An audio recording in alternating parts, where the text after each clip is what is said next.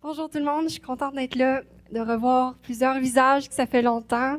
Euh, bon, plusieurs beaux visages, des beaux souvenirs. Et petite introduction, il y en a-tu qui m'ont connue une petite de même?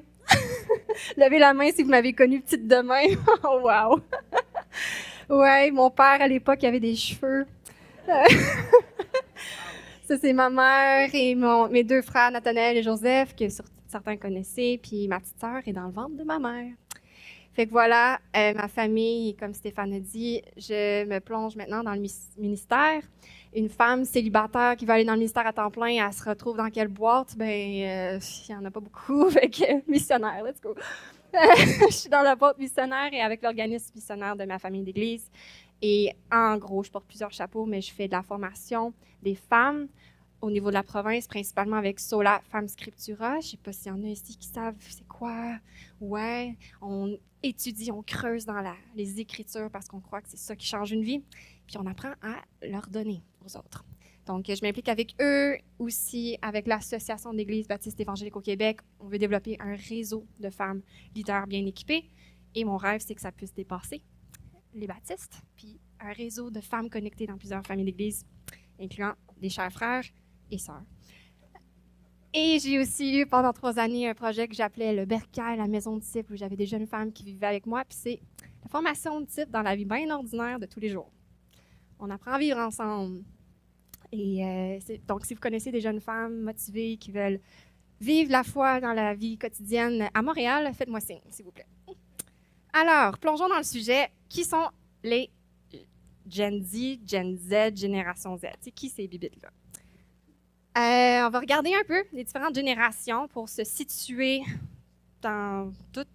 Ils sont où, là, dans les différentes générations? Donc, j'ai besoin de votre participation. Qui ici se retrouve dans la génération silencieuse, c'est-à-dire ceux qui sont nés en 1928, 1945, 80 à 97 ans? Y en a-tu ici? Oh! On a une génération silencieuse ici. Ensuite, baby boomers.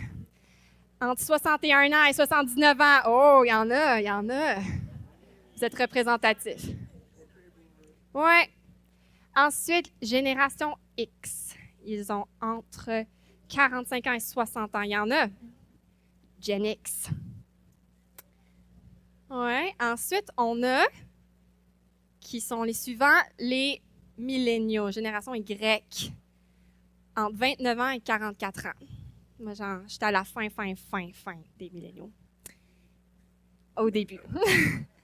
Et ensuite, on a nos fameux générations Z qui ont entre 13 et 28 ans. Il y en a, il y en a. Oh, il y en a une autre en arrière. Il y en a un autre là. Oui, elle avait la main. Et après ça, c'est quoi la génération qui vient après, vous savez? Alpha. Ils ont entre 0 et 12 ans. On estime que la génération va arrêter en 2029, là, mais on n'est pas sûr, évidemment. Et il y en a-tu ici? Je pense pas. Ça m'étonnerait. Et ce serait quoi la génération après? Bien, elle n'est pas encore nommée. On estime peut-être bêta. Ici, c'est AI, intelligence artificielle.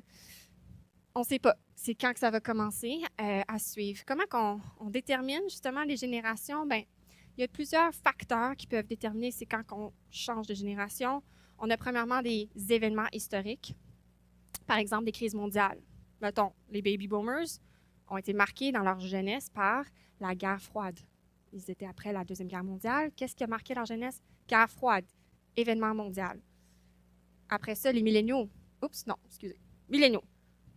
Leur jeunesse a été marquée par les attentats du 11 septembre. Ou bien la génération Z, la pandémie a marqué vraiment cette génération-là dans leur adolescence, enfance. Il y a aussi des changements démographiques qui peuvent être un facteur pour un changement de génération. Par exemple, les baby boomers sont nés dans une ère de prospérité après la Deuxième Guerre mondiale, puis il y a eu un baby boom. Mais un changement démographique marquant, ça a été un bon facteur qui a fait en sorte qu'on change de génération. Il y a aussi des changements sociologiques. Par exemple, la génération X a connu une montée du divorce. Dans la société, il y avait des changements qui se passaient. Beaucoup d'indépendance aussi qui se développait. Les gens se détachaient un peu des normes sociaux. Et aussi des avancées technologiques. Souvent, c'est un facteurs considérables. Par exemple, la génération X ont connu l'apparition des ordinateurs personnels. C'était nouveau pour eux. Tandis que les milléniaux ont connu l'Internet, l'ère de l'Internet et la montée des réseaux sociaux. Génération Z a grandi totalement avec des téléphones intelligents et les médias sociaux. Puis ils ont connu aussi l'arrivée de l'intelligence artificielle. Et pour ce qui est un enfant alpha, par exemple, un enfant né en 2005 et un enfant né en 2015, ils ont grandi avec des réalités technologiques totalement différentes. Mais juste à quelques années d'écart quand même. Donc, ça produit des différences marquées même entre des personnes qui sont pas si loin. Ça change les mentalités. Il y a des changements drastiques dans les cultures même entre les générations. Les modes de communication sont pas pareils. Les modes d'apprentissage aussi sont pas pareils. Parfois, on vit des clashs générationnels.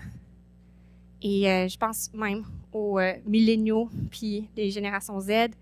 On le voit, sont proches, on les considère souvent comme les jeunes de nos églises, mais il y a quand même un clash générationnel qui se vit. L'Église a fait beaucoup d'efforts pour bien comprendre les milléniaux, je pense, dans les dernières années. Mais c'est plus le même genre de jeunes d'aujourd'hui. Les milléniaux ont été reconnus par un optimisme à la vie. La vie est là pour qu'on tripe, qu'on ait du fun. Ils ont une attitude de tout leur est dû. Donc, ça apportait des défis pour l'Église. Il fallait qu'ils apprennent aux milléniaux que non, il faut abandonner ta vie au Seigneur. C'est pas toujours facile, mais ça fait partie de la game, tu sais. Mais là, on a peur qu'il va gâcher ton fun. L'attitude de serviteur, c'est plus difficile pour eux. Eux, ils veulent la liberté. Mais c'est pas tout nécessairement pareil pour les générations Z. C'est une autre culture, une autre génération. Les milléniaux, eux, sont nés dans un boom économique. Un peu comme les boomers, en fait. 2 générations avant. Mais entre les deux, boomers et milléniaux, il y a les générations X. Eux ont connu des temps plus difficiles. Tout comme les générations Z, nées lors d'une récession.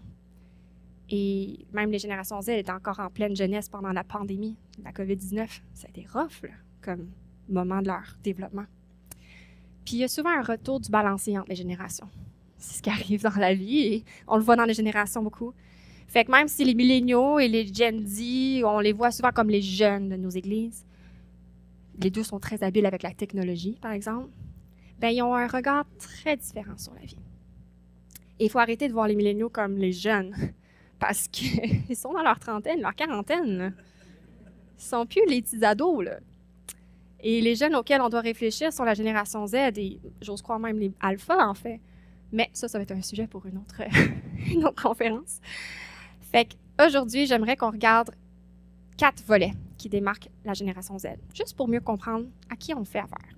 Premièrement, ils sont marqués par la technologie.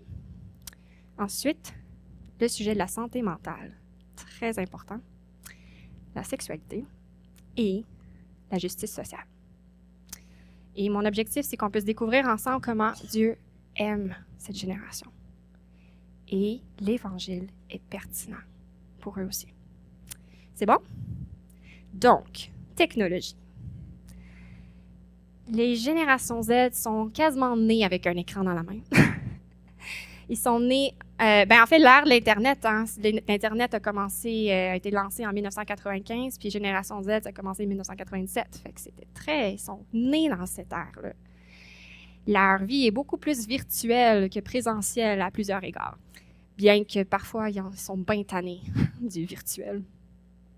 Et là, tout le monde a ça. C'est qui ici qui a un téléphone intelligent dans leur poche, là? Ben, eux, ils sont bien habitués, ils sont habiles avec, c'est facile.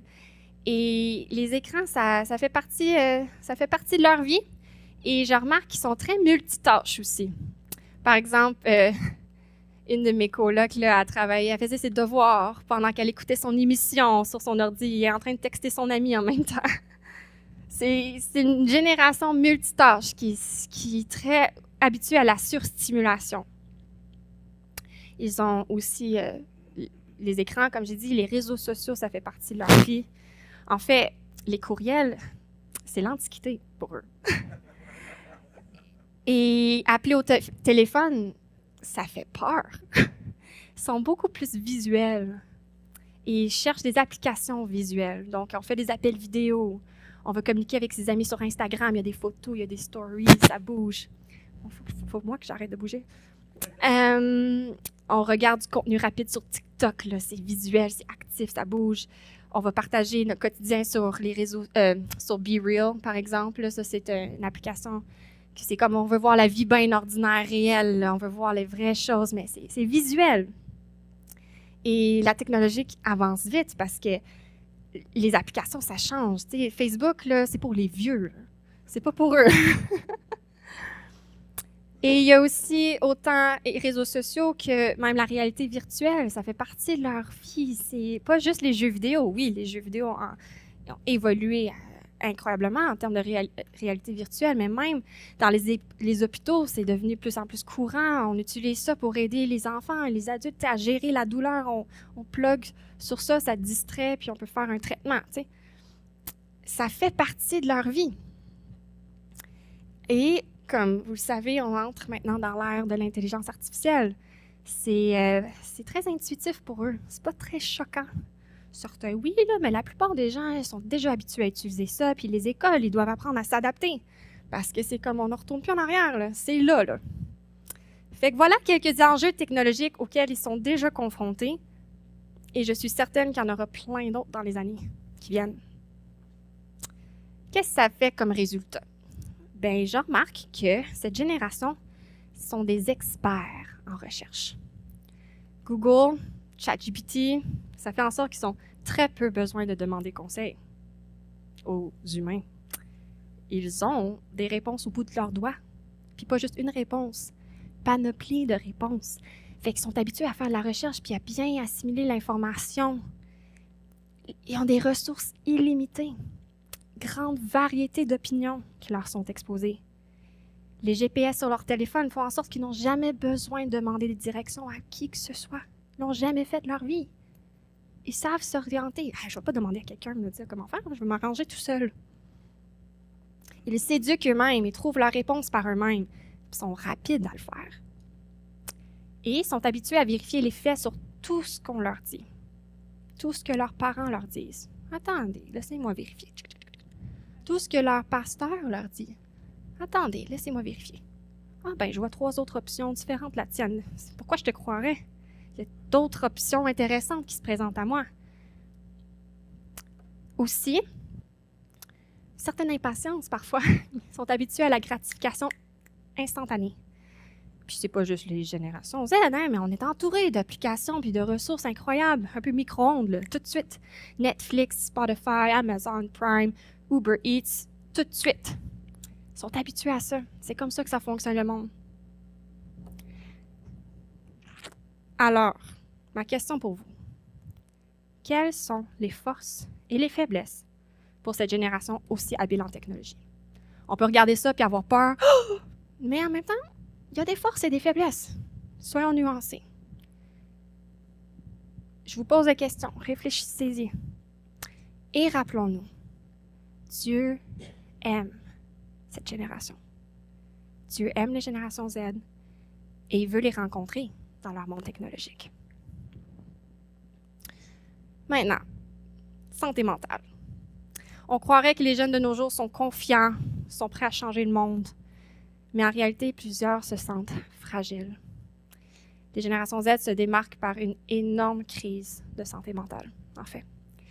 Ils luttent beaucoup avec l'anxiété, ils sont très sensibles aux dangers. Leurs parents, souvent c'est des générations X, eux, ils ont traversé une récession aussi. Ils sont sensibles au stress financier. Et les enfants ressentent ce stress-là. Ils sont très sensibles eux aussi. Et les enfants, génération Z, ont connu l'augmentation du terrorisme. Ils sont sensibles à la violence. Attention, je me sens pas, c'est pas un safe space, là. C'est très grande sensibilité à la sécurité. Et, comme je l'ai déjà dit, ils ont traversé la COVID à un moment critique de leur développement. Le monde était en panique. Ils sont une génération anxieuse. Ils sont très anxieux. C'est une génération qui met beaucoup d'accent sur la sécurité, que ce soit physique ou financière.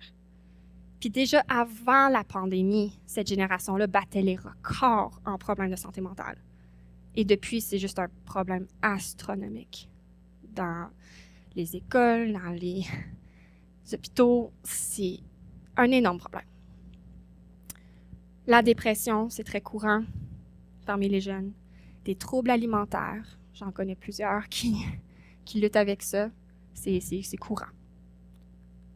Aussi, des troubles de personnalité. Et maintenant, eux, ils ont un vocabulaire plus développé à mettre des mots sur ce qu'ils vivent. Fait que ça fait partie de leur vie. Pas tout le monde, mais plusieurs, ils en connaissent. La cyber-intimidation, leur vie est virtuelle. Ça implique l'intimidation sous une nouvelle forme. Beaucoup de solitude. Même s'ils sont hyper connectés avec les réseaux sociaux, ça mène à une autre sorte de solitude, hein? Un vide. Et un grand problème de suicide. Voici des statistiques au Québec. On compare les années 2014-2015 avec les années 2020-2021. Pandémie, OK? On va regarder les jeunes entre 15 et 29 ans. Vous pouvez voir comment ça a augmenté en quelques années. Environ 5-6 ans. Particulièrement par les beaucoup plus jeunes, 15-29 ans. Non, 15-19 ans. Encore plus. Particulièrement chez les femmes. Énorme défi d'idées suicidaires chez les jeunes. Alors, quelles sont les forces et les faiblesses pour cette génération qui est aussi sensible à la souffrance? Il y a des forces d'être sensible à la souffrance. Il y a des faiblesses aussi. Soyons conscients, réfléchissons. Qu'est-ce que ça implique pour nos églises? Et rappelons-nous, Dieu aime cette génération et il veut les rencontrer dans leur douleur. Sexualité. Ils ont une vie familiale très différente des générations précédentes. En fait, beaucoup d'entre eux ont grandi dans des familles monoparentales ou peut-être très non traditionnelles. Le père est à la maison, la maman travaille. Ou peut-être que les couples ne voulaient pas d'avoir d'enfants. C'est très, très, très courant. Le mariage est rare. S'il y a un mariage, forte chance que c'est un mariage homosexuel. Famille avec 3 parents, ça arrive. Rien d'anormal. Le concept d'une famille normale, typique ou traditionnelle est quasiment inexistante. Et en fait, la sexualité est la question principale pas mal dans l'apologétique pour cette génération-là. Génération de mes parents, c'était beaucoup genre l'existence de Dieu, puis la fiabilité de la Bible, créationnisme. Pour eux, c'est comme, je peux-tu amener mon ami transgenre à l'église? Certains enjeux, l'idée, le concept de fluidité, c'est très présent dans leur vision du monde. Concernant les stéréotypes, mais c'est-tu vraiment masculin telle chose ou c'est féminin? C'est fluide, là. Il n'y a pas de case, c'est pas noir et blanc. Le rose, c'est-tu vraiment pour des filles? Non, ça peut être pour des gars.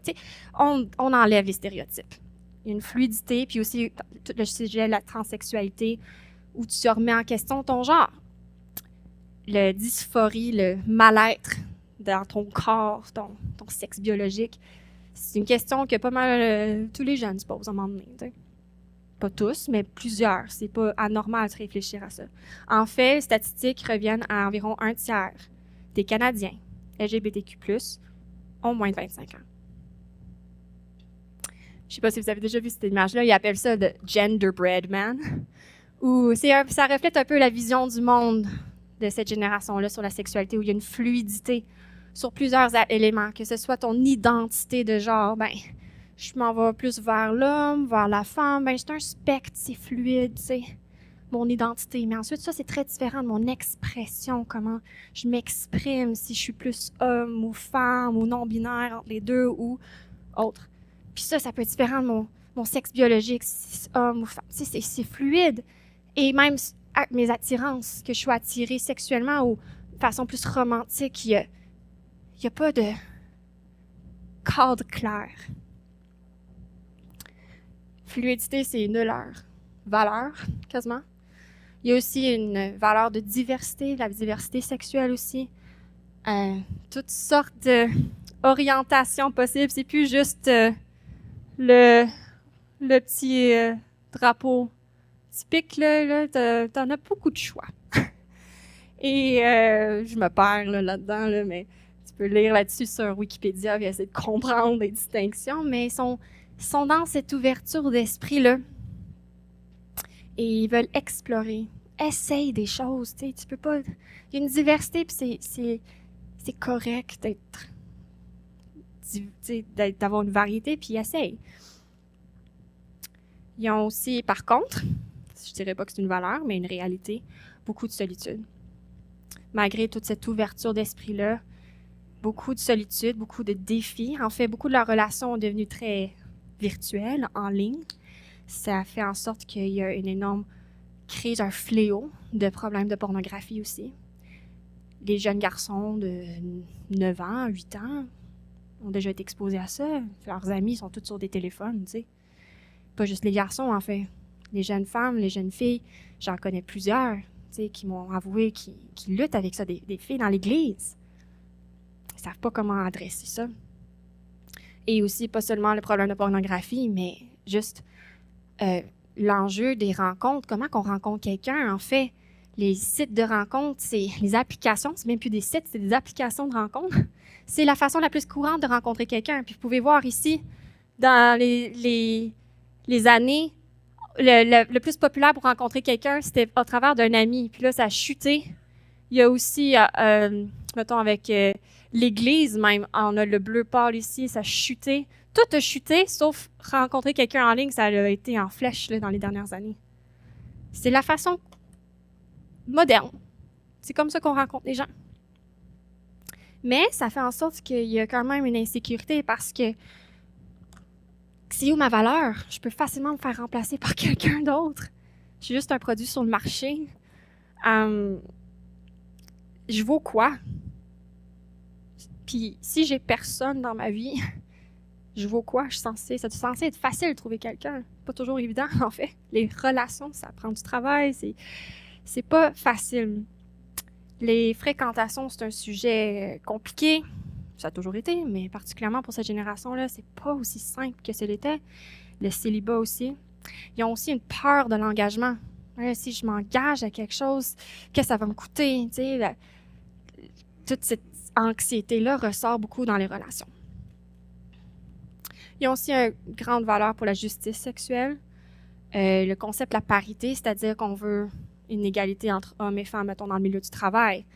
Ben non, on veut aider les femmes à se développer, fait qu'on va s'assurer d'avoir une équipe où on a la moitié des hommes, la moitié des femmes. Mais parfois, ça crée d'autres problèmes parce que c'est juste qu'on va prendre toi parce que tu es une femme, mais tu n'es pas nécessairement compétente. Mais attends, là, mais il y a une anxiété aussi à ce niveau-là. Il faut qu'il y ait de la parité dans nos milieux de travail. Puis tout le mouvement MeToo, ce qu'on a dénoncé de l'abus et l'agression sexuelle, puis ça a été des bonnes choses, mais ça crée une culture de crainte. Là, oh mon Dieu, est-ce que si je donne un câlin à quelqu'un à l'église, une femme à l'église, je vais me faire accuser.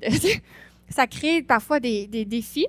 C'est pas des sujets qu'il faut éviter. Moi, je suis contente que ces sujets-là surviennent, mais ça fait en sorte que c'est des enjeux auxquels ils font face. D'essayer d'éviter la discrimination tout en étant bien faire ses choix de qui tu mets dans ton équipe. C'est la sensibilisation sur la culture du viol. Il y a du bon là-dedans, mais ça crée des gros enjeux de réflexion pour cette génération-là puis les gens qui l'entourent. C'est pas une génération qui voit les choses en noir et blanc.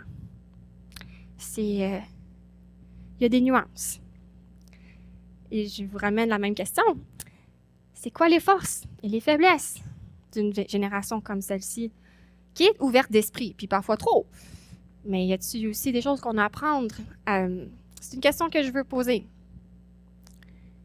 Et rappelons-nous, Dieu aime cette génération. Et il a de quoi de bon et de mieux, de loin, à offrir à cette génération pour leur sexualité. On a une bonne nouvelle pour eux. Et mon dernier enjeu là, qui les touche là, concernant cette génération-là, c'est la justice sociale. En fait, ils ont très à cœur tout ce qui est la diversité, comme j'ai mentionné plus tôt, la diversité sexuelle, mais aussi juste la diversité en général et l'inclusivité. Ils ne tolèrent pas le racisme ni le sexisme. Et aussi, ils sont très sensibles à d'autres formes de discrimination, que ce soit l'agisme, ce qui est une discrimination en termes d'âge, Ah, ben là, t'es trop jeune ou t'es trop vieux pour ça. Non, non, non, on ne discrimine pas les gens à cause de ça. Il faut qu'il y ait des bonnes raisons de dire qu'il n'est pas compétent pour telle affaire, pas juste parce qu'il est vieux ou parce qu'il est trop jeune. Mais aussi le capacitisme, que ça veut dire, ça, c'est en lien avec les handicaps. Fait que, ah, ben, telle personne est aveugle. Ouais, t'as-tu pensé ton affiche, là, une personne aveugle, comment qu'elle va le lire? Pense à ton affaire. Ah, oui, c'est vrai. Ou, OK, on a une alarme d'école qui sonne parce qu'il y a un feu. Ouais, mais la personne sourde, vous avez pensé à elle? Ah, ouais, tu sais, ils sont très sensibles à penser, à inclure les gens, à pas discriminer. Parfois, ça va loin, par contre. Même le spécisme, c'est les espèces. Ben, question morale, genre, ta maison part ton bloc d'appartement part en feu, la petite madame à côté, ta voisine, ou ton chat, c'est lequel que tu vas sauver? Ben, mon chat. Je suis tellement plus attachée à mon chat, je le connais, mon chat. Je connais pas ma petite voisine, pourquoi j'irais perdre ma vie pour elle? Wow! Mais c'est des réponses sincères qu'ils vont donner. Pas tout le monde, mais c'est de plus en plus courant dans cette génération-là. Il y a aussi un concept qu'on appelle l'intersectionnalité. Qu'est-ce que ça veut dire? C'est une vision un peu sur la justice, c'est que, dans le fond, si un tel individu coche plusieurs cases de minorité, mettons, sur la question du genre ou de son orientation, ou la question de classe sociale ou de ses capacités, ou une question de sa nationalité, son ethnie, s'il coche plusieurs cases, c'est comme si son opinion a plus de valeur. Fait que, un exemple, l'opinion d'une lesbienne, noire, aveugle, immigrante, a beaucoup plus de poids que l'opinion d'un homme, blanc, hétérosexuel, québécois de souche. Ils vont accorder plus de respect puis de valeur à l'opinion de la minorité discriminée.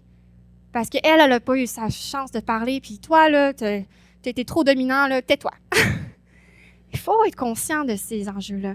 Ça crée beaucoup de problèmes, mais en même temps, ça démontre une importance accordée à la justice sociale, à donner une voix à ceux qui ont parfois été méprisés, à être sensibles à eux. C'est un peu paradoxal, par contre, parce qu'ils veulent beaucoup inclure et en même temps, c'est ça, ils ont une tolérance de la diversité, mais une intolérance du jugement ou de l'opinion de certains. Donc, ils ont du jugement seulement pour ce qu'ils jugent être un jugement. Mais il faut être conscient de ça. C'est quelque chose qui leur semble souvent très naturel. Tu peux pas juger personne sauf ceux qui jugent, selon ce qu'eux ils pensent être un jugement. D'autres enjeux qui les préoccupent beaucoup, il y a l'environnement. Grande préoccupation des enjeux environnementaux, là. Moi, là, j'ai ma bouteille d'eau ici. Je la remplis, je ne pouvais pas utiliser bouteille de plastique. C'est quelque chose, une valeur profonde. Comment je contribue à prendre soin de ma planète? Parce que je veux être là demain. Vous autres, là, vous allez tous pourrir, là, mais moi, je suis encore là pour un bout. Là. ça les tient à cœur comme enjeu. L'enjeu de la pauvreté, ça les tient à cœur aussi. Le trafic humain, les réfugiés. C'est pas mauvais d'avoir cette sensibilité-là. Ils ont beaucoup à cœur la valeur de l'authenticité. Ils ont plus confiance dans des leaders qui sont transparents, vulnérables avec leurs faiblesses. Ils ne sont pas impressionnés par des représentations qui sont faussées, de leurs célébrités préférées.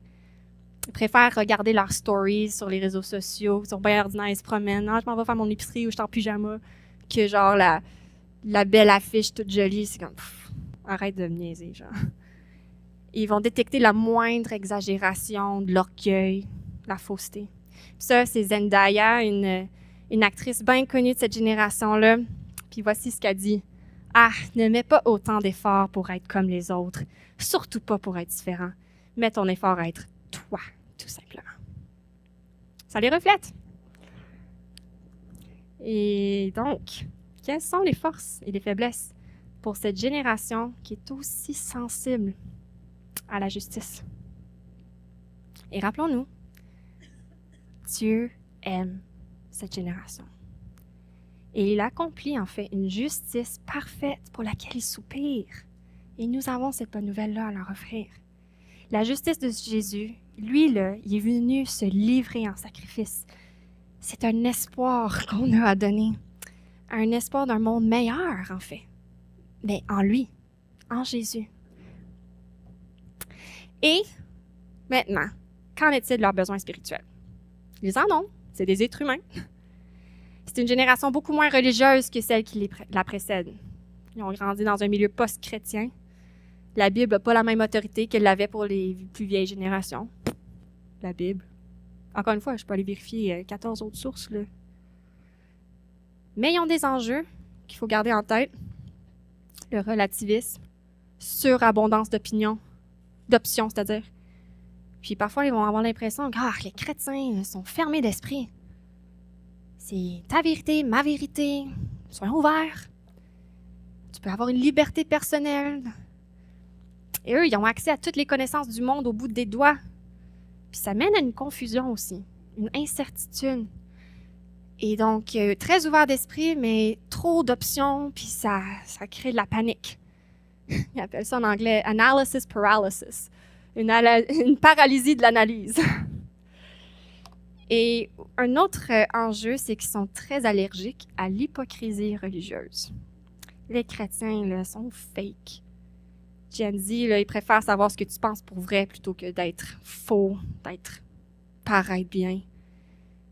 Trop de mes amis à moi ont quitté la foi parce que l'Église, selon eux, a été hypocrite. Ben, vous dites une chose le dimanche, puis là, le reste de la semaine, c'est pas ça que vous vivez. Ils détectent ça, là, puis ça leur pue au nez. Et aussi, il y a une compétition pour leur attention. Les chrétiens, c'est ennuyant. En fait, je pense que la génération des milléniaux, l'Église a fait beaucoup d'efforts pour rendre l'Église attrayante. On va mettre à jour nos instruments de musique. Hein? Nous autres, on a une batterie maintenant à l'Église. Puis on va faire des concerts chrétiens. On est cool de même, nous autres. Puis on va mettre la fumée même, tu sais. On est cool. Puis on va faire des activités de jeunesse malades mentales. Tous les jeunes vont vouloir venir. Cette génération-là, génération Z, n'est pas tant impressionnée. Eux, s'ils veulent aller à une activité le fun, là, il y en a des 1000 fois mieux en ville ou dans le monde. Pas besoin d'aller à l'église pour voir un show avec la fumée. Là. Ils ont leur propre concert. Ils sont désintéressés. Eux, s'ils veulent en fait trouver du fun, ils vont regarder des vidéos de chats sur TikTok. Ça va être bien plus intéressant que soirée jeunesse, tu sais. Fait qu'il y a une difficulté d'avoir leur attention. Il y a une compétition. Mais, soyons pas découragés. Je vais amener quelques réflexions pour l'Église avec une mentalité, repenser à tout ça avec une vision missionnaire. Une missionnaire vers une autre culture. Si un missionnaire part pour aller dans une autre culture, pour partager l'Évangile, part dans un autre pays, part dans un autre pays où il parle une autre langue, qu'est-ce qu'il fait? Qu'est-ce qu'il fait? Premièrement, tout d'abord, il ne se met pas en mode évangéliser tout de suite. Il se met en mode apprentissage. Il étudie sérieusement son public pour bien le connaître. Qu'est-ce qu'il va étudier? Il va étudier la langue. Qu'est-ce qu'ils parlent dans cette culture-là? Il va étudier leur culture aussi. Qu'est-ce qu'ils mangent? C'est quoi qu'il faut dire, ne pas dire? Les coutumes, qu'est-ce qui vient toucher ces gens-là? Le contexte dans lequel ils sont. Il va faire un effort. Puis pas seulement ça, il va s'intégrer. Il va aller vivre avec eux. Il va aller faire tout en son pouvoir pour connaître ses angles morts. J'en ai des angles morts, je veux les connaître. Je veux être sensible à ça. Puis, il veut être sensible à comment l'Évangile est pertinent pour ce peuple précis. Puis, il y en a des missiologues qui font des distinctions entre des cultures de honte et de honneur. Et qui vivent une petite différence. OK? Fait que Jésus est venu me libérer de ma honte puis me donner une gloire en lui. Puis il y a d'autres cultures qui ont une sensibilité à tout ce qui est la crainte et la sécurité. Là, il ne faut pas que Dieu te punisse là, pour tes péchés. Puis là, en lui, tu peux trouver le pardon puis la sécurité. Je pense que beaucoup des générations plus vieilles ont cette tendance culturelle. Et il y en a d'autres cultures qui ont une sensibilité à ce qui est la culpabilité de l'innocence. Ça aussi, ça revient beaucoup. Fait que sécurité, est-ce qu'il y a un danger Est-ce qu'il y a quelque chose de dangereux qui va me faire mal, puis là, Dieu va me protéger, contrairement à cette culpabilité-là, puis cette pardon-là que Dieu veut nous offrir. Fait qu'il faut apprendre à parler leur langage. Alors, quelques pistes que je veux vous proposer en terminant sur comment être missionnaire auprès de la génération Z, sans se décourager, parce que Dieu aime cette génération-là, puis l'Évangile est pertinent pour eux aussi. Premièrement, je nous encouragerais à ne pas les mépriser.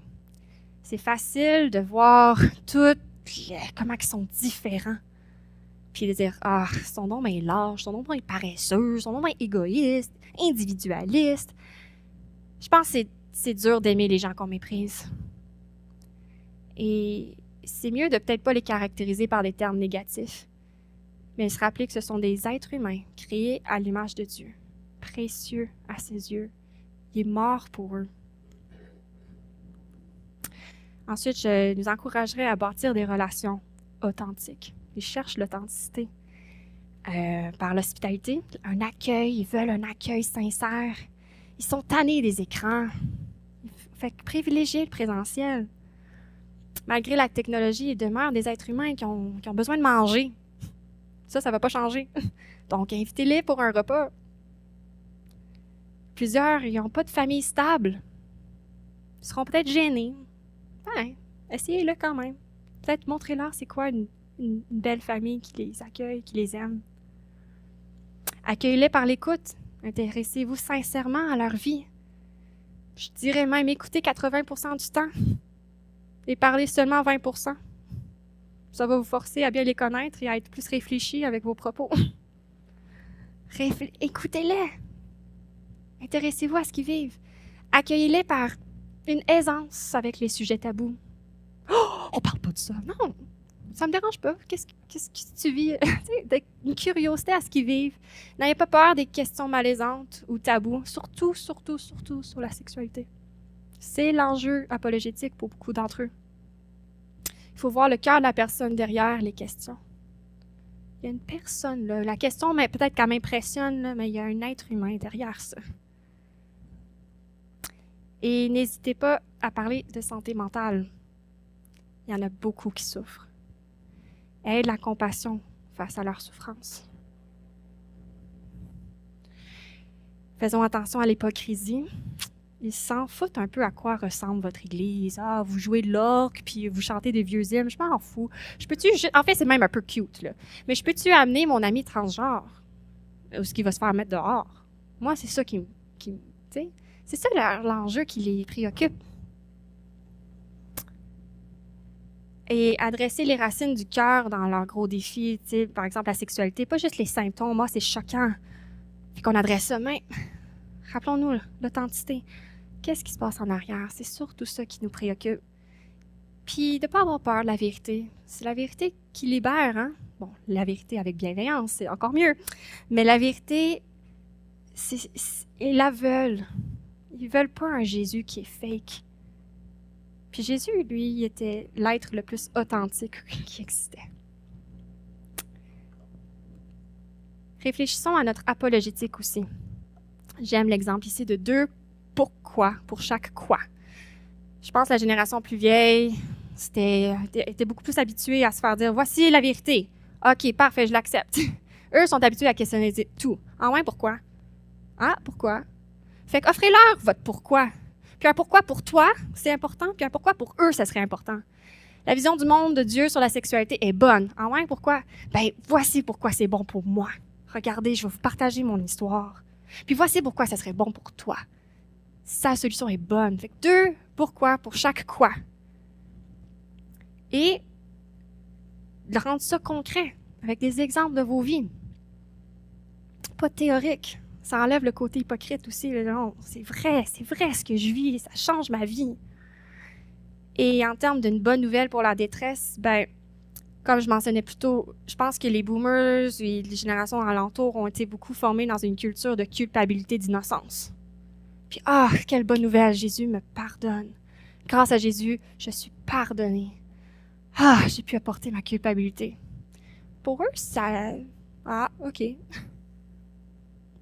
Pardonner de quoi? Tu sais? Mais les milléniaux et génération Z sont davantage influencés par des dynamiques de honte-honneur.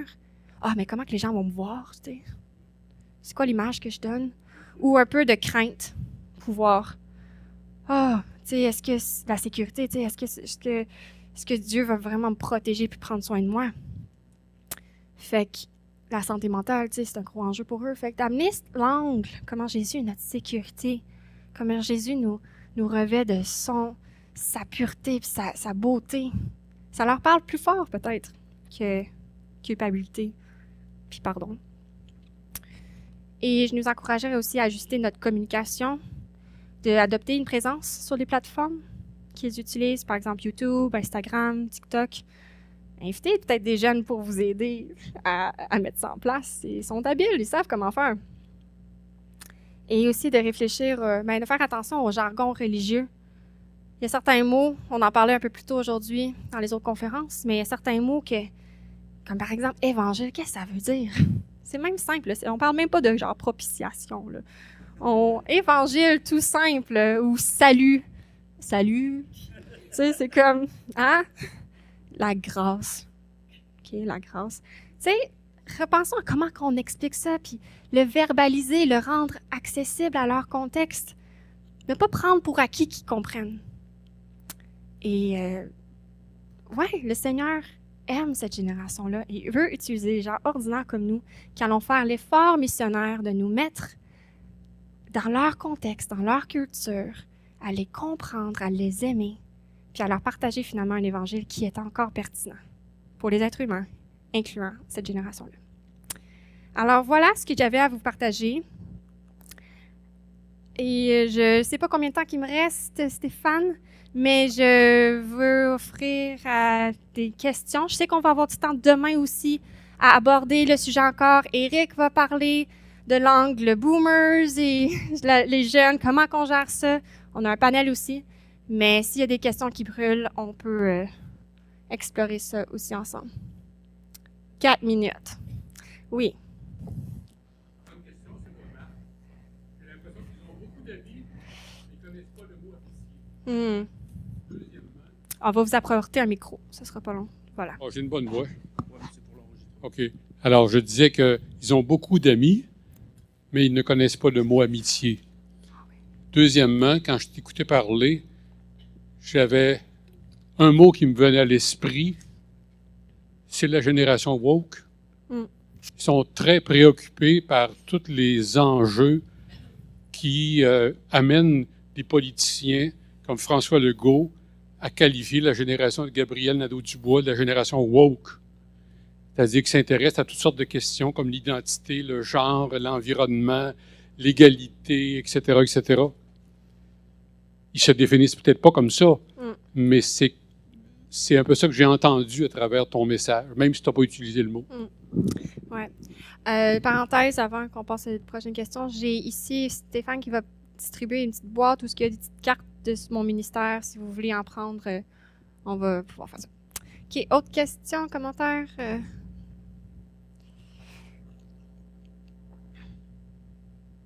Pas trop découragé. Oui. Moi, je vous lance la question pour que vous alliez y réfléchir. C'est facile de juste vouloir une réponse tout de suite, mais c'est des sujets qui prennent du temps, de réflexion.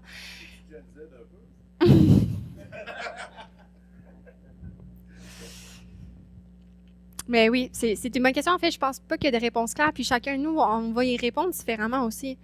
Mais c'est de prendre conscience que peut-être que c'est pas tout mauvais. Peut-être que c'est pas tout à mépriser puis à acheter aux poubelles, dire ils sont tellement mondains puis perdus. Peut-être qu'il y a des belles valeurs qu'on a peut-être oubliées dans l'Église aussi. Puis oui, faire du discernement, parce que je vois des chrétiens qui vont à l'autre extrême aussi, qui disent enfin.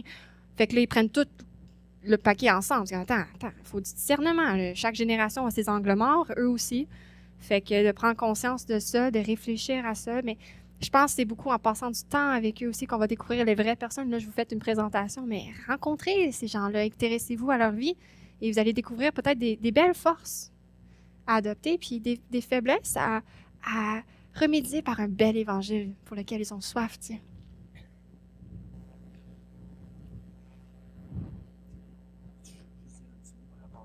Tu veux le dire? Ouais. Fait que oui, c'est ça. J'ai ici des petites cartes, là. Voilà, un petit résumé de qu'est-ce que je fais comme ministère. Je vous invite à en prendre parce que c'est ça, je suis en train de partager, en fait, je fais plein d'autres choses là, sur ce que Dieu m'appelle à faire. Puis je vous invite à prendre connaissance. Il y a un code QR là aussi. Vous pourrez avoir le PowerPoint par ce code-là. Il est aussi sur le petit papier. Puis voici un petit autre papier où est-ce que vous pouvez me laisser si vous voulez avoir des lettres de nouvelles ou peut-être même devenir partenaire dans mon ministère. Ça me ferait plaisir de faire un suivi avec vous. Je suis dans cette phase-là à rechercher des partenaires, donc je vous invite à remplir ça. Il y a des stylos aussi qui peuvent être distribués dans la foule.